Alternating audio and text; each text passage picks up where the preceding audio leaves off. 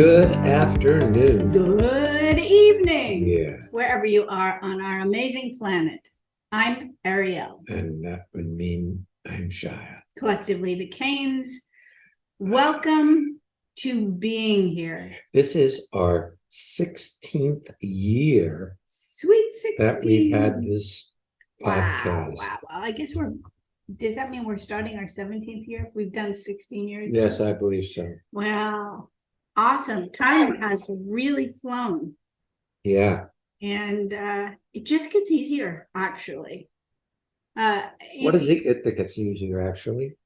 Life, doing this podcast. In the early days, we had these these giant flip charts. Flip charts made notes and we worked, and it was good. We looked at what points we wanted to make and we made them.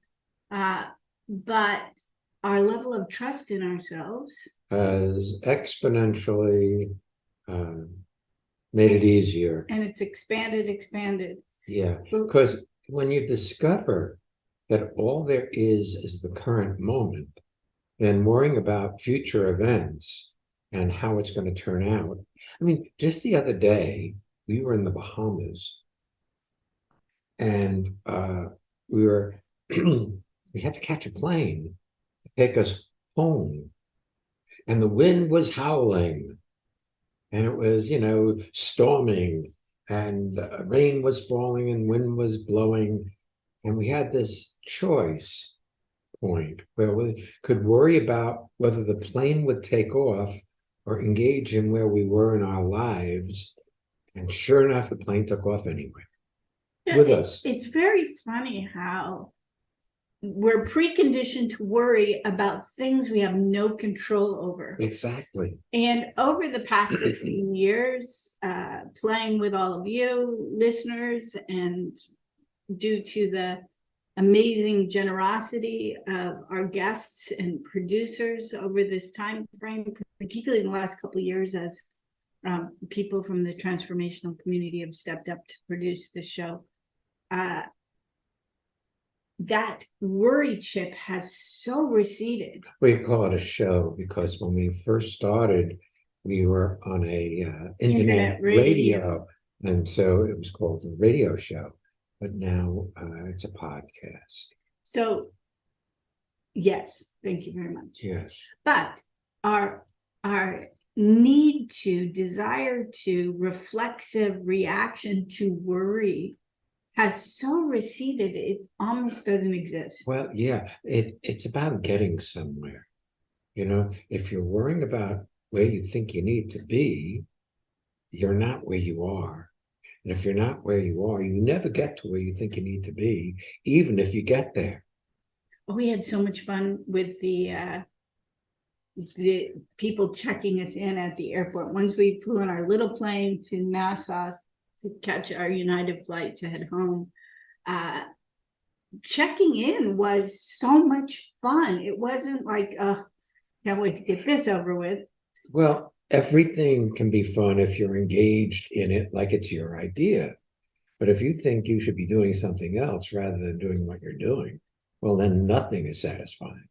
And the mind can't be satisfied. That internal conversation that you listen to that complains about you primarily and everybody else incidentally, it can never be satisfied, even if you accomplish what you set out to accomplish. But when you are being here, whatever you're up to turns sweet.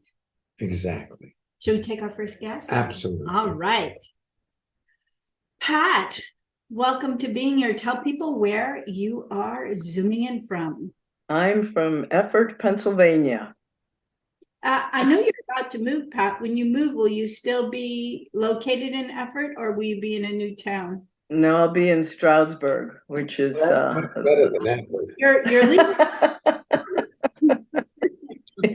Yes.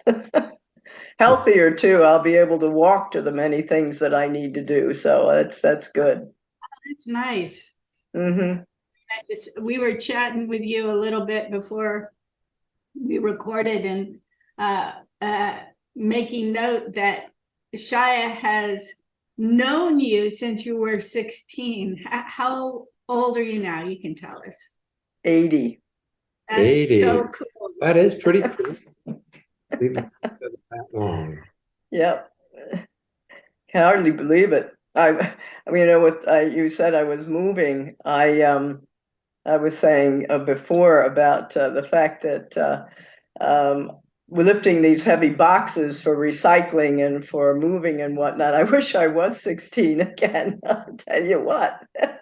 Well, you know, that's in retrospect. I'm not Because sure. when you were 16, it wasn't a happy time. Hmm. Probably not. Oh, really? You had I all mean, that teenage angst. You didn't know who you were. You had all that disgruntlement with your parents that are normal at that age as you're trying to Right. strike out on your own. so that you know, there's this saying, youth is wasted on the young. Well, now you know what that means. Yes, you had more energy back then, but I don't know that you were well in yourself. I don't know that you are satisfied being you where you are at any given moment. That is true. You know, I would agree with that. kids are, you know, look, I don't know now. I'm 82. I got a couple of years on you. Well, Mhm. you know, when I was a kid, I wasn't a very happy person. And I think the world has gotten much worse rather than better. So people escape into their devices, Mm. their telephones, their iPads, their computers, but where's their life? There's something called experiencing your life, not thinking about it, not striving to get to what you think will be better, but where you're actually okay doing exactly what you're doing. Yeah. But I think that's what you were saying before in the introduction, and what you're saying now is really pertinent to where I am at this point, because I find myself, I don't know if it's worry about whether I can meet a deadline as to when I can put the house on the market, but I find myself becoming very impatient with myself and even angry about the situation, or about Let me that I'm stop not you getting because it done fast enough. Pat, let me stop you It's because what too you're saying good. is too good to let you get by with. You see, you blame your anger or angst or upset on the circumstances And the looming deadline. and deadlines and Yeah. selling the house. All of that is not relevant to your experience of anger. See, you're angry because you've got anger. It isn't Hmm. because of the circumstances. It's if you didn't have the anger there, then you wouldn't sell the house. It wouldn't matter. But if you blame how you feel, and this is normal, by the way, most people are lost in blaming how they feel on the circumstances that they think are creating those feelings, rather than the feelings exist and live within us. And then if the circumstances go against what we prefer, we blame how we feel on the circumstance. So for you, it's selling a house. For somebody else, it's not having a date. For somebody else, it's getting fired at work. For somebody else, it's getting a speeding ticket. It doesn't matter what the circumstance, the way you feel is not caused by it. So what do you do with it? Well, Wow, that's an excellent question. experience it. If you let yourself feel what you're feeling, rather than blame it on some self-invented cause, you come up with the cause. You say, oh, this is because. But what if it's not because? What if it's just that each of us as human beings have certain emotions and feelings within us? When they show up, if they're the ones we don't want, we blame it on something else. Well, if you don't blame it on something else, but if you let yourself feel what it feels like to be angry without putting blame elsewhere, it can dissolve. The Hmm. seeing of what is completes it. So easy now that I'm 82 to see that. When I was a kid, it was a lot more difficult because everything was to blame for the way life showed up. Luckily, a lot of our listeners are getting to this place of realization a lot sooner than we did. Yeah, you don't have to get old to get here. But might I suggest something that you're setting up the circumstances currently in order to experience your anger? And if you don't experience, you'll just kick the can down the road and you'll experience it again. See, because things keep up coming back and around. You look confused. I know this is, people aren't seeing what we're seeing. It's interesting because sadness and whatnot, when let's say I feel sad about somebody dying or whatever, that I can experience and I don't resist it and it goes away. The anger brings up something else. Maybe I'm resisting that and I don't want it because I think it's bad or something. It's different than the sadness thing. Sorry. That's a great excuse. You got it all figured out, rather than maybe the anger is over top of something else, and it's just easier to experience anger than it is sadness, grief, frustration, Loss. It's interesting. I had the luxury, honor, fun of coming over for a day and sort out some items, to clear out items, because you lived in your house a long time and your partner unfortunately died a number of years ago, and a lot of her items were still in the office, and it was like time to go through and see what was relevant, what could be donated, what needed to be shredded, etc. And I know that very talented declutterer and wonderful friend Sandy came from Germany to help you. And it's interesting that now you're feeling like frustrated, concerned, compressed, angry about the possibility of not meeting your either self-imposed deadline or the actual deadline to get out of your home.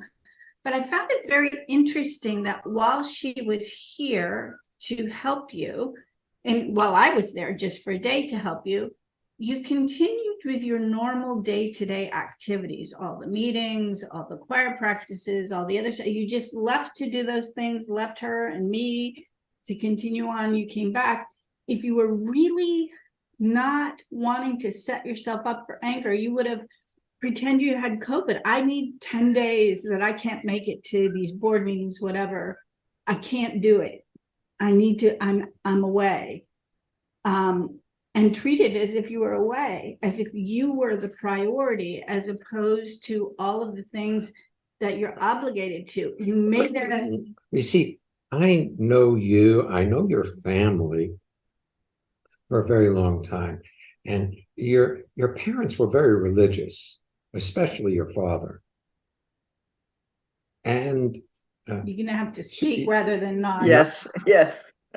And so there's this frugal nature to the culture you grew up in, where allowing yourself to give yourself time to do what you want to do isn't part of that. You've got to be a civil servant. You've got to take care of people. You've got to make sure everything else works. Forget about it.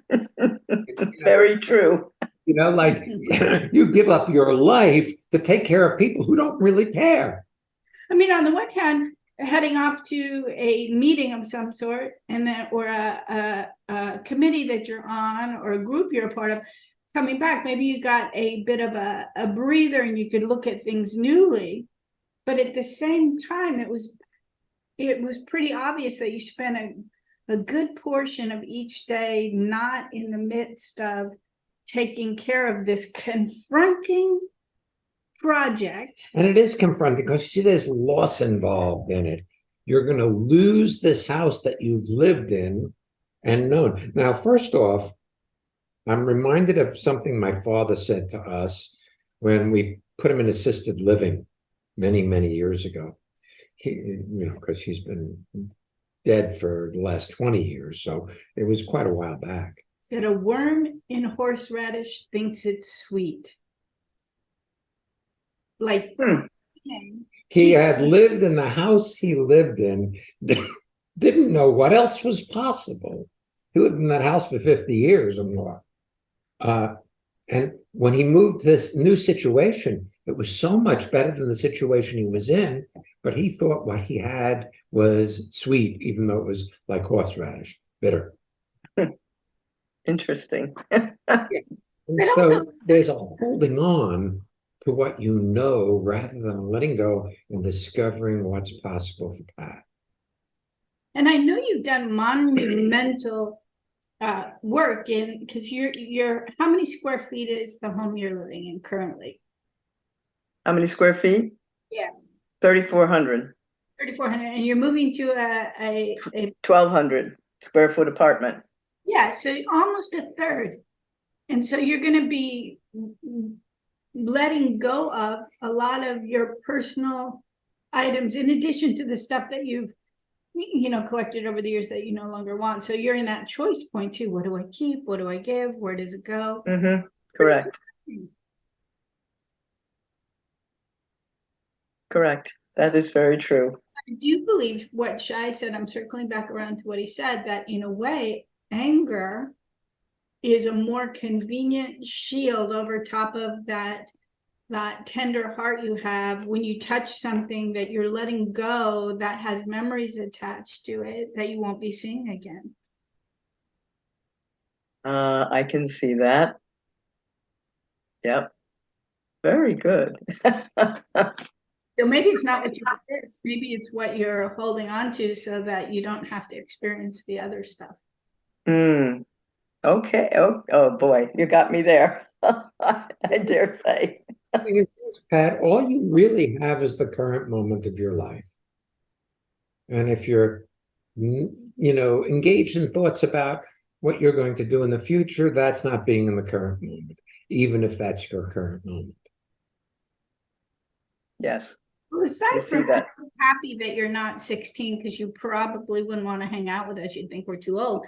But there was something very wonderful in this time frame where you really allowed people in the community to come over and hang out with you and support you and have meals with you and take a bit of their day or a few days to be a part of this process of you finishing this era in this home. Yeah.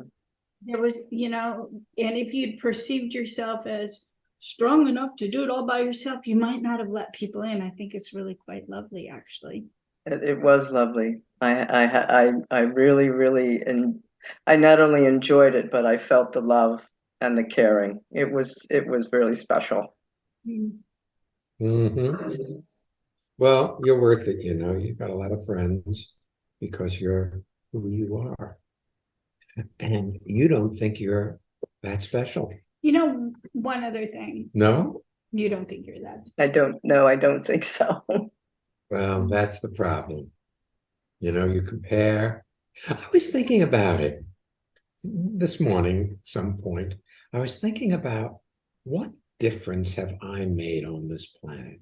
And it comes to nothing. The dinosaurs may have been very kind and gentle to each other. I don't know. But nobody knows. They're not there anymore. And the planet keeps going. And I see myself as kind of like a dinosaur in that respect. It doesn't really matter. What matters is your engagement in the moment, because this is where it is.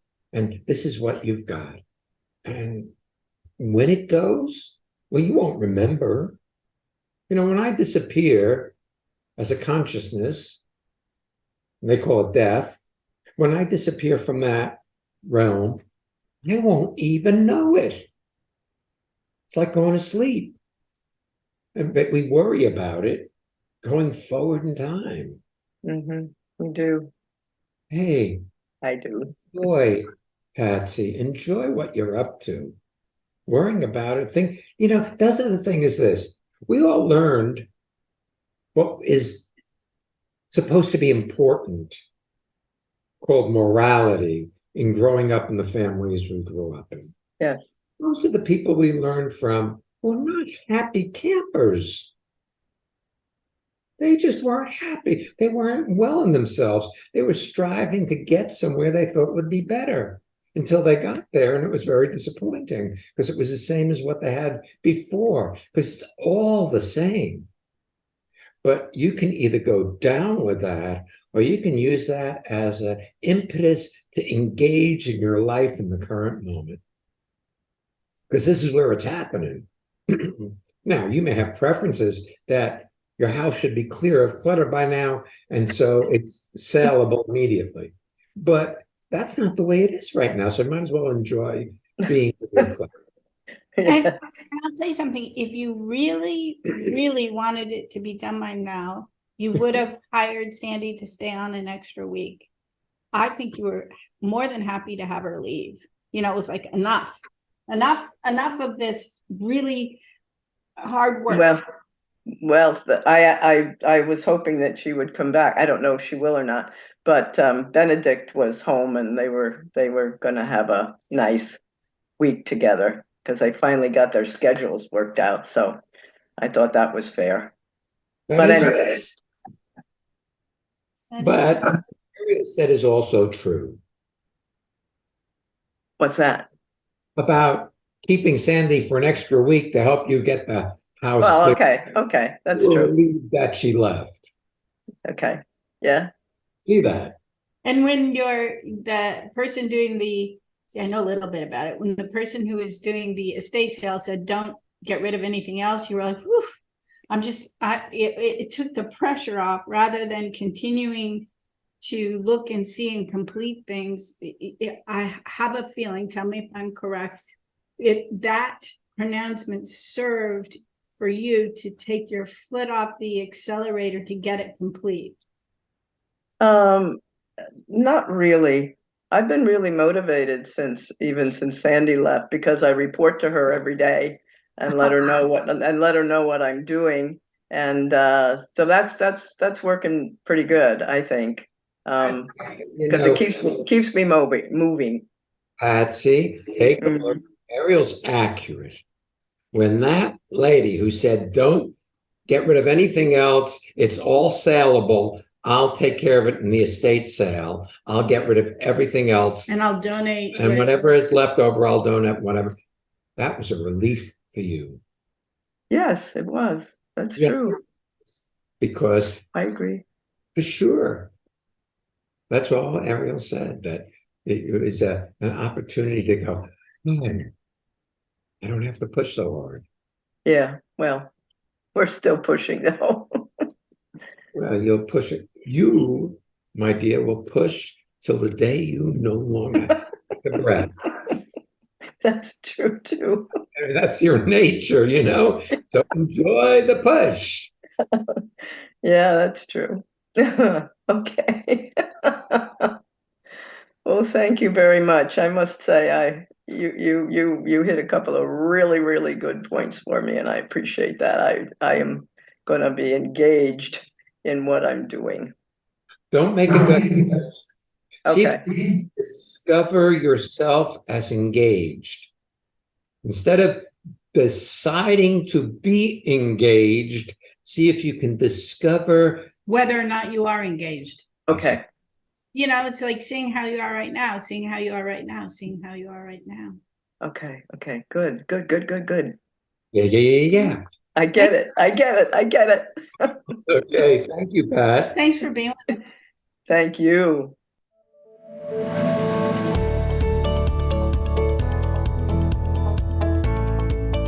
Now it's your turn. Let's hear what one of you listeners has to say about being here in the transformation community. This is Sandy in Munich, and I've listened to so many Being Here episodes and so many of these lovely people I get to call my friends, and I'm so happy to be a part of this community. Do you want to have well-being with consistency? Connect with people all over the world from the comfort of your own home at Ariel and Shya's lively interactive Living Made Easy virtual seminars. Join any of their 2-hour online events or take a deep dive into the magic of being you at a virtual weekend seminar. Come on, let's connect. Find out more and register at transformationmadeeasy.com.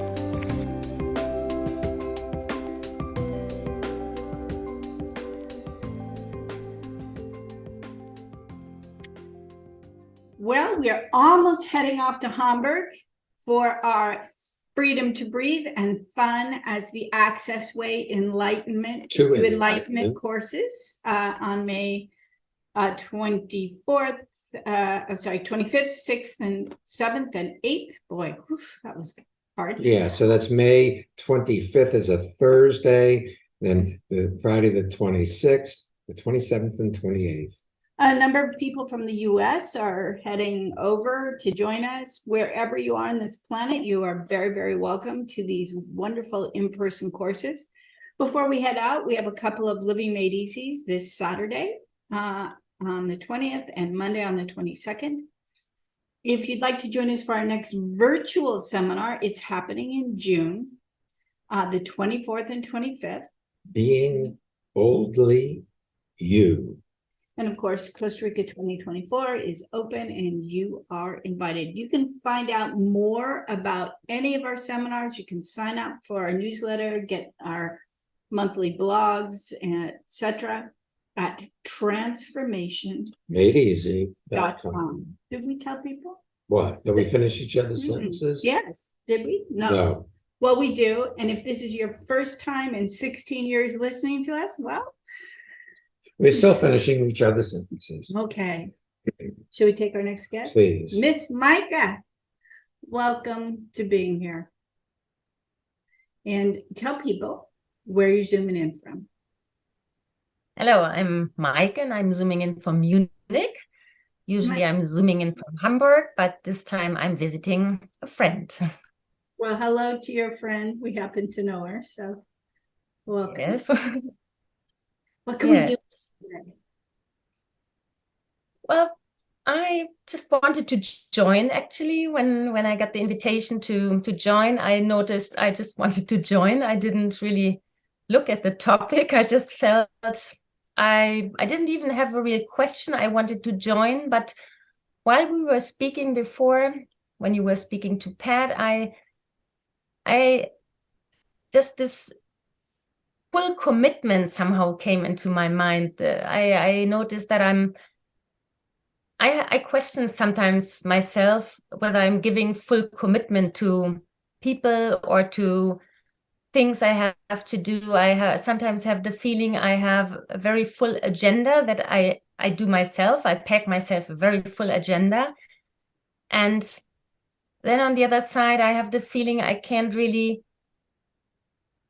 do it all. I do it all, but it doesn't fulfill me as much because I'm kind of like hopping from one thing to the next. Well, again, like with Pat, I want to stop you because what you do is you come up with what you know, what you believe to be true about you, and then you attach that to the circumstance so that you say, oh, well, I'm this way because I'm not feeling fulfilled because I'm hopping from thing to thing. rather than you're not feeling fulfilled because the things you're doing, you're already somewhere else doing something else at the same time. You said you have a very full agenda. You move on to the next item in your agenda before you finish the last item in your agenda that you're at. But if you take the benefit of what we were talking with Pat about, where at the end she said, okay, I'm going to be engaged. And we said, no, notice when you are engaged.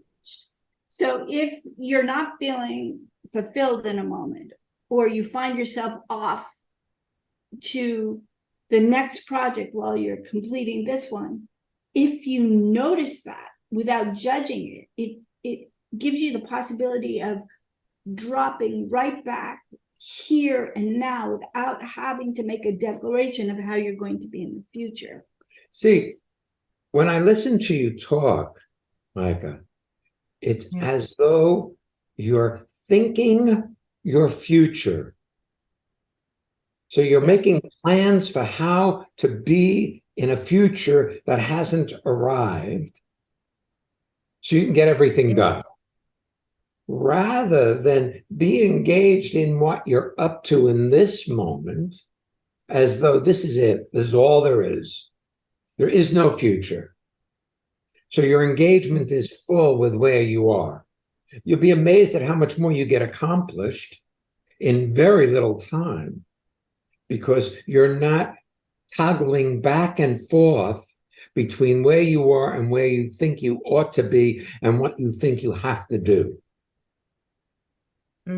Because look, any time that you spend thinking about how you're going to handle the future, you're not engaged in what you're up to in that moment. Because no two things can occupy you at the same time. So you're either engaged in what you're doing fully, or you keep toggling back and forth to other things, which keep you from getting very much accomplished, even though you may get a lot accomplished. I suspect, Micah, that some of your lack of fulfillment, to use your words, is less about hopping from one thing to another and more having to do with this automatic reflex to compare yourself to others. And that's not a Micah compare. Meaning, like for instance, yesterday, Shya and I just got back from this trip. We got up at 5 yesterday morning, went into the city, New York City, did a number of things, got back in the afternoon. We were really wiped out. We took a brief nap. And then he went out, because it was a beautiful day here, to go fly fishing on the river. And I was like, wow, I should make soup. I have pasta sauce to make. I should do more in the office. I was just so tired. And so the initial impulse was to say, wow, Shya's really out there and he's doing things and I'm just so lazy, to have a conversation about myself. So I talked to Shya about it when he got home, and he was discussing with me trusting myself as opposed to comparing how I should be to how I think I should be. Does that sound familiar? Very much. And using other people as a benchmark. Well, as you were saying that, I had the thought, you compare yourself to your husband and how much he gets accomplished. So in a way, you're in competition with him. You'll keep up with him or be better than he is. Oh, that's a new thought. But well, I mean, he has a totally see. different vocation, but I bet your mind touches on how he does things, and oh wow, he's out of the house doing whatever, or he got going at whatever, and I finished the sentence. Yeah, that's very interesting. I would have said he inspires me with everything he does. Like, I really admire that. I know both can be true. exactly. When you're on center, it's admiration. When you've fallen off center, it's comparison. Oh. And you usually end up at the short end of it when you are in comparison. The other thing is you can admire him, but I bet you don't regularly admire you. No. That's right. It's so much easier for me to see Shya's greatnesses than it is to see mine. And that's part of why it's so lovely to have people around us who appreciate who we are, because it reminds us of who we are rather than having to have attention on ourselves. Yeah. And what you said about the comparison, that that resonates with me a lot. I noticed when I came on the call, I saw Judy, who did a little bit of the back organization, and my first thought was, oh, Judy, I like her so much. I wished I had written her in the meantime, like some WhatsApp or messages, because there's so many people who do that all the time, and I never do. That was my first thought. I compared myself, Right. and I You fell can't, short. you can't do it right for anybody else. You can't even do it right for yourself. You might as well enjoy what you're up to. And the other thing is this, when you said, see, I caught something in what you were saying.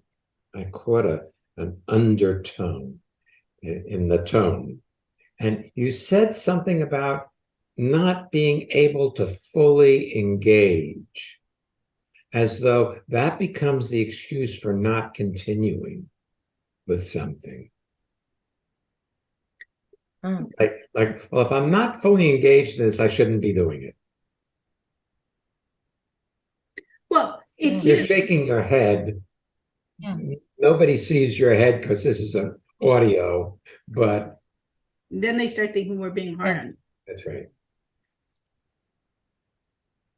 Wow, yeah. Yes. She's what? Nodding again rather than speaking.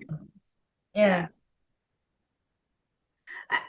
You know, Look, you're doing it perfectly. You're doing what you do exactly as you should. The only problem is you have thoughts about it.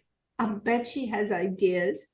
I have this sometimes. Oh, if I just got some things off my plate, I'd have more time. I wouldn't have to hop from item to item. But look, she's got some other activities waiting in the wings. If I had more time, she says to herself, I would WhatsApp too. Right. I would send texts and little, But that's not your style. style. You could tell yourself that, but even if you had more time, you wouldn't be sending texts. Or it would be like you get rid of one time consuming thing and you add another one. Oh. So It's true. yeah, but what I'm finding interesting, Micah, is that it's as though you think we're going to find something wrong with you. You're thinking about everything we say rather than letting it come in. We talk about, and we didn't talk about in this podcast, about listening.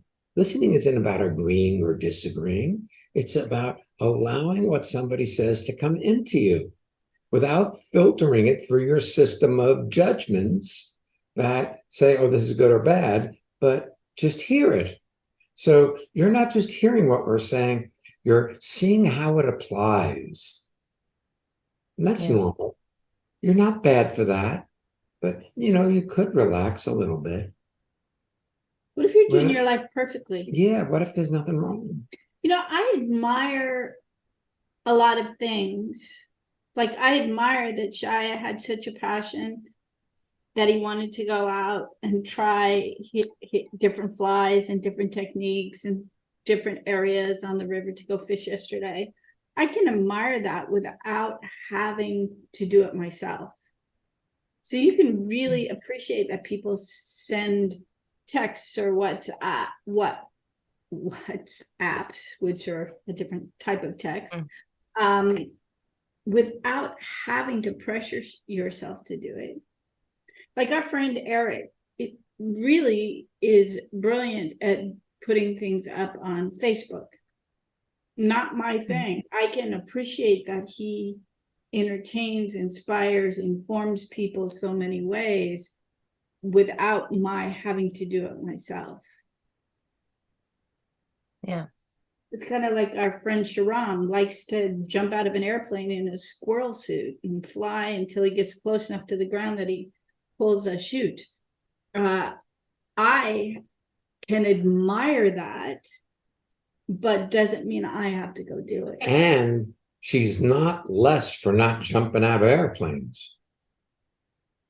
Similarly, a lot of people admire my photographs and have no desire to invest in what it takes to take them. And I don't hold them less for that. It's just an unbidden passion of mine. It's not something I decided to have. It's something that bloomed. And I have a feeling a lot of people press themselves to be more of something rather than to cultivate or discover. what they have. You see, Mm. you disregard your own incredible magnificence. Mm. That's Now, not a failing. No, It's a human thing. but you know, Micah, that you're so amazing and you don't think so. Am I accurate? You're accurate. Thank you. I Yeah. needed, because this is an audio, you know. I'll bet you Yeah. would put that on your curriculum vitae. Amazing businesswoman.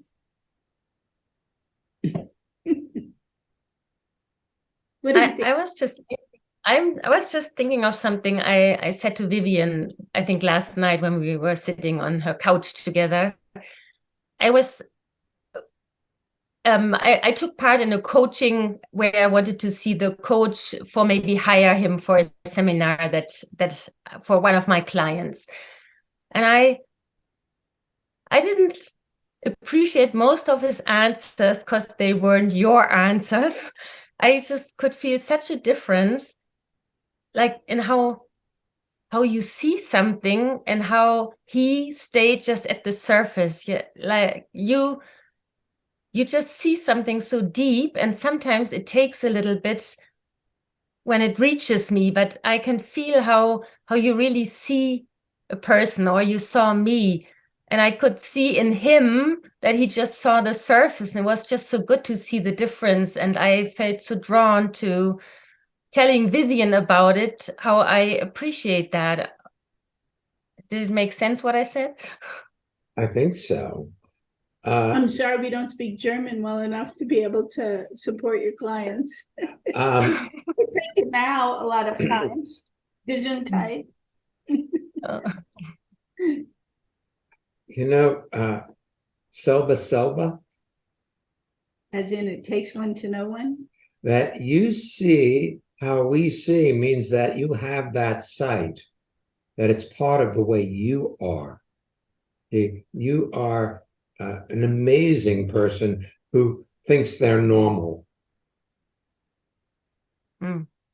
Yeah. There's a really funny movie in Young Frankenstein or Frankenstein, depending on, it's an old Mel Brooks movie, and there's a lot of funny parts, but one of the characters goes to steal a brain to put in the Monster. and he accidentally knocks it over, so he grabs another brain, and the doctor's like, "What? Whose brain did you take?" And he's like, "Abby's."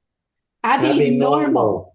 It's like abnormal, like not. It's a funny little thing, and I often think we're all have morphed into being able to engage in our lives in a way that is not particularly normal for day-to-day people. They tend to blame things, complain, strive to get to what they think will be better than where they are, rather than realize that their life is taking place in this moment. And this is where it's at. It's not about when you get better. You're already better if you're here. So there's no better necessary. You see, and I can't tell you how great you are enough unless you're willing to hear it. Thank you. You know, that you're really a mess. Hmm.